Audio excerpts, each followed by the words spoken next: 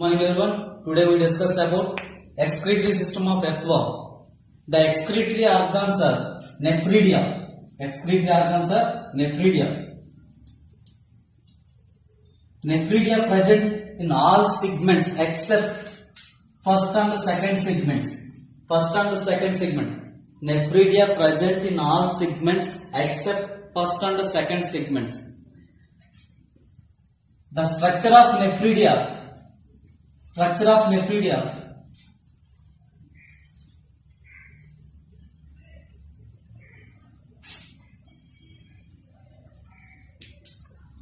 Nephridia contains three parts: nephrostome,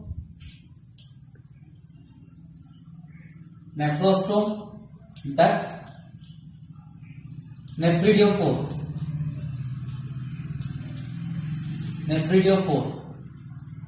Nephridia contains three parts. Funnel-like structure is called nephrostome. Nephrostome collects excretory substance from the coelomic fluid. The fluid passes through the duct and eliminates through the nephridiophore. Each nephridia arranged segmentally and tubular structure. Nephridia tubular structures arranged segmentally. Nephridia three types: septal nephridia,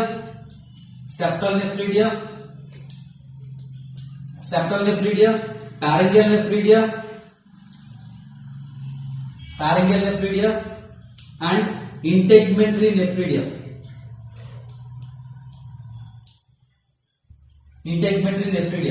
Nephridia three types: septal nephridia, pharyngeal nephridia, integumentary nephridia. These three types of nephridia are fundamentally similar in their structures. First, septal nephridia. These are the septal nephridia. Septal nephridia starts from 15th segment to last. Septal nephridia starts from 15th segment to last segment. These are attached to the septa. Septal nephridia attaches to the septa. These septal nephridia, the number of septal nephridia in each segment is 80 to 100. But in 15th segment, the number of septal nephridia is 40 to 50. Because in 15th segment, the septal nephridia present only one side of the septum. So in 15th segment, the septal nephridia, the number of septal nephridia is 40 to 50. Septal nephridia has nephrostome. So septal nephridia is open type of nephridia. Septal nephridia has nephrostome. So these nephridia are called open type of nephridia. Septal nephridia collect nitrogenous waste from the coelomic fluid and passed into the intestine. So septal nephridia is called enteronephric nephridia.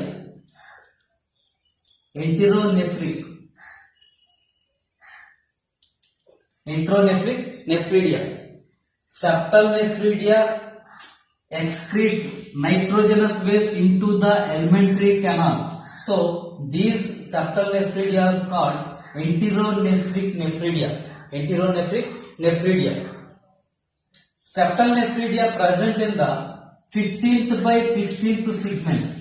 Septa of the 15th by 16th segment. These are septal nephridia. Next, pharyngeal nephridia.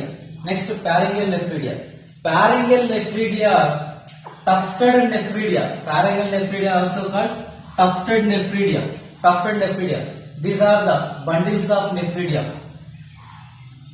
Pharyngeal nephridia present in the fourth, fifth, and the sixth segment. Pharyngeal nephridia present in the fourth, fifth, and the sixth segment. We also discussed about blood glands. Blood glands also present in the fourth, fifth, and the sixth segment. Important. Fourth, fifth, sixth segment contains blood glands and pharyngeal nephridia. Blood glands and pharyngeal nephridia. The duct of pharyngeal nephridia. The ducts of pharyngeal nephridia opens into the alimentary canal. The ducts of the pharyngeal nephridia opens into the alimentary canal. So, pharyngeal nephridia is enteronephric nephridia. Enteronephric. Pharyngeal nephridia is enteronephric nephridia because the ducts of the pharyngeal nephridia opens into the alimentary canal. The pharyngeal nephridia of the duct of the pharyngeal nephridia present in the sixth segment opens into the buccal cavity. Opens into the buccal cavity, and the ducts of the fifth and fourth segments of the pharyngeal nephridia opens into the pharynx. Opens into the pharynx. Pharyngeal nephridia does not have, pharyngeal nephridia do not have nephrostome. So, these nephridia called closed type of nephridia. Septal nephridia is open type, pharyngeal nephridia is closed type because pharyngeal nephridia do not have nephrostome. So, these nephridia called closed type of nephridia. These nephridia opens into alimentary canal. So, these are called enteronephric nephridia. Next, integumentary nephridia. Integumentary nephridia starts from third segment to last. Third segment to last segment. Integumentary nephridia attaches to the body wall. This is the body wall. These are the integumentary nephridia. Integumentary nephridia attaches to the body wall. Integumentary nephridia do not have nephrostome. So, integumentary nephridia is closed type. These integumentary nephridia collects coelomic fluid from the collect nitrogenous waste from the coelomic fluid and eliminate through the body surface. So, these are called exonephric nephridia. Integumentary nephridia, exonephric nephridia, because the excretory substance are eliminated through the body wall. So, these are called exonephric nephridia.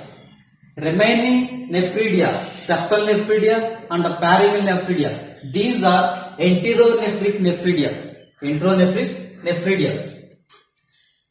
The number of integumentary nephridia in each segment is 200 to 250. But in clitellar region,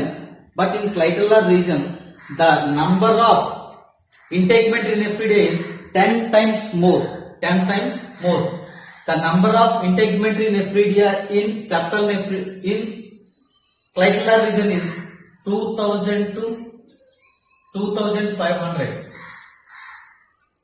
The number of integumentary nephridia in the clitellar region 14th, 15th and 16th segments are clitellar region. The clitellar region, the number of integumentary nephridia in clitellar region is 2000 to 2500. So, clitellar region is called forest of integumentary nephridia. Clitellar region is called forest of integumentary nephridia. Only one type of nephridia present in 3rd, 7th, 8th, 9th, 10th, 11th, 12th, 13th and 14th segments. These segments have only one type of nephridia, that nephridia integumentary nephridia. 8 segments. 8 segments has only one type of nephridia. Next, exonephric, enteronephric. Exonephric nephridia helps only in excretion. Only in excretion. But enteronephric nephridia helps in excretion and osmoregulation.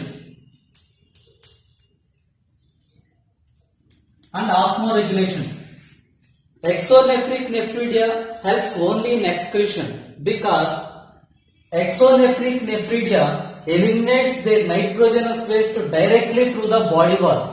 Example, integumentary nephridia. But enteronephric nephridia eliminates nitrogenous waste into the alimentary canal. The essential substance present in the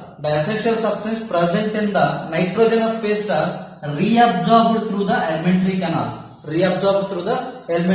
For example, water. So it maintains water balance. So it helps in osmoregulation or maintain the homeostasis of water.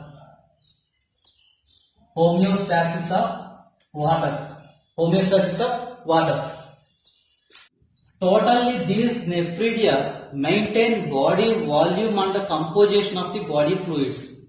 Totally, nephridia maintain volume and the composition of the body fluids. Earthworms are ureotelic organisms. These excrete urea. The ammonia converts into urea.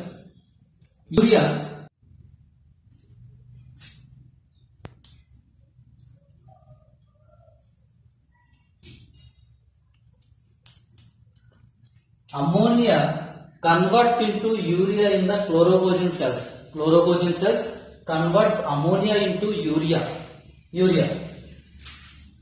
The excretory substance depends on the seasonal variations. Of water availability. In rainy season, the earthworm excretes ammonia. But in summer and winter, these earthworms excrete urea. Actually, earthworms are ureotelic organisms.